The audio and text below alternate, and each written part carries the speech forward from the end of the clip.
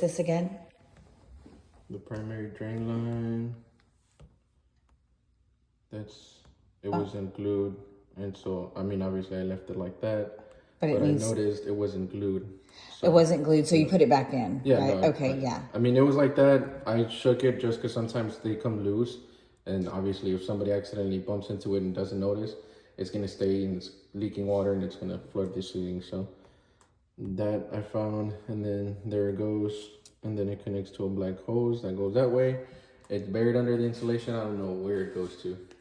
Do you want to walk around the house and take a look? Yeah, let me check the sinks. Just, I mean, I didn't see nothing obvious outside. Nothing, yeah.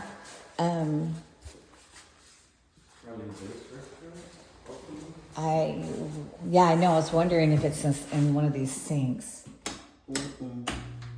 No? No, they probably tied it into the vent stack. Basically, the breather for the toilets and sinks and all that. Okay. Probably, I didn't see nothing, obviously, because it's buried. Because it's buried. Okay. But, I mean, if it's been working, then we're good. Okay. Now, is that black hose enough? I mean, is that how is it okay? That looks like just like a hose, like. It's not like a regular rubber hose. It's like a PVC hose. It's a little flexible. Okay. But it will kink. It'll kink. Yeah, okay. It's kind of like, I mean, obviously, as long as nobody messes with it, it should be fine. But it's just one of those deals that if somebody was to walk back there and accidentally step on it, it's probably kinking it or ripping it. And it's upstairs in the attic? I doubt anyone's going to walk upstairs in the attic. So, yeah, okay.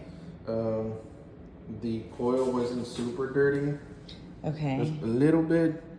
I mean, said it was from 2013, I believe. So that's expected. Mm-hmm.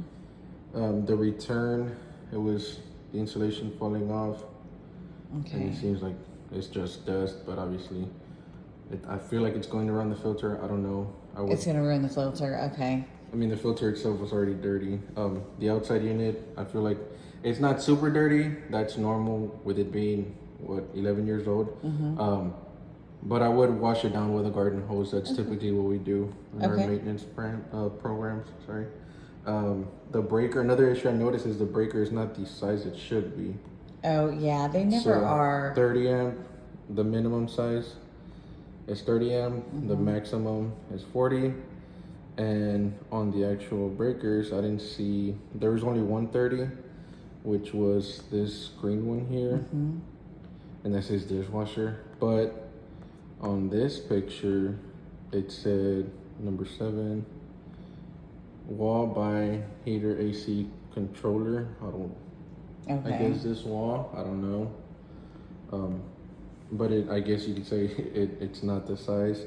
The refrigerant levels, the temperature differential was good. So it's coming in at 74, being released back at 54, which is 19.2 degree difference. Okay. Which is good, or 0.8, sorry. But I guess it could be way better because I checked the pressures and the subcooling, which is 2.0, actual subcooling, and it should be at 9. Oh. And there's a whole chart for it. And so look, I'll show you. So you have a 3.5 ton. Let me show you. So it's a 3.5 ton up here. That 4.2 is 3.5 ton. And then right here, 3.5 ton. And then it has the temperatures. And the basically it's a chart, and so I'll show you. Look, it's 87.9 outside, dry bulb outside, basically outdoor dry bulb, basically the temperature outside. Okay. And so we're in between 82 and 95. So the pressures for 3.5 tons should be 365 to 305, and then it was at 321. So I guess it's still fine. And then the subcooling should be at 9 for a 3.5 ton, 9, between 82 and 95. So it should be at 9. Okay. And it was actually at 2. 2. So what is that? How do we get it to 9 from 2? It might need a little bit of refrigerant. Oh, it might need some refrigerant. Okay. Just a little bit. It seems like it's a little bit. Okay. And it's cooling though. No, it's cooling good. Okay. It's just, it could probably be way better, and obviously 1 or 2 degrees every second is going to make a huge difference in obviously efficiency. Like in 1 year, 2 years, 3 years, and this could possibly affect the compressor because it's technically not charged to manufacturer specs, you know. Okay, so it's new enough that you have the refrigerant and all of this. It's not. Yeah, no, that's the refrigerant we carry right now. Now in November they're gonna start a whole process because they're changing out the refrigerant for 2025. Jesus, how much is refrigerant these days? Just out of curiosity. So right now it's 84. Well, for us it's $84 a pound. That's how much we sell it for. But I know within the next year or maybe 2 years it's gonna start going up because they're gonna stop manufacturing it. For, This refrigerant. this particular refrigerant. Yeah. Okay, so how many pounds is it down? Do you know, or do you have to check it? No, there's no way. There's no way. Yeah. You just put it in there until its capacity, and then you say, "Oh, that's how many pounds it is." Basically, so Okay.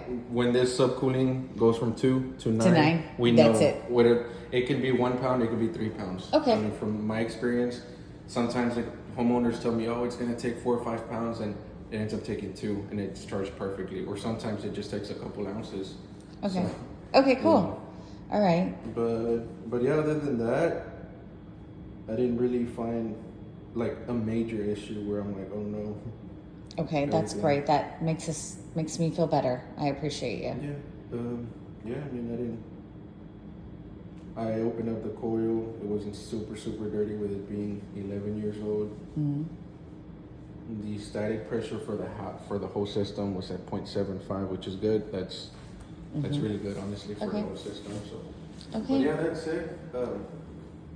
I don't know if you have any more questions, concerns, or anything. I don't have any right now, but if I do, I know I'll give you guys a call. Okay, I appreciate it. Yeah.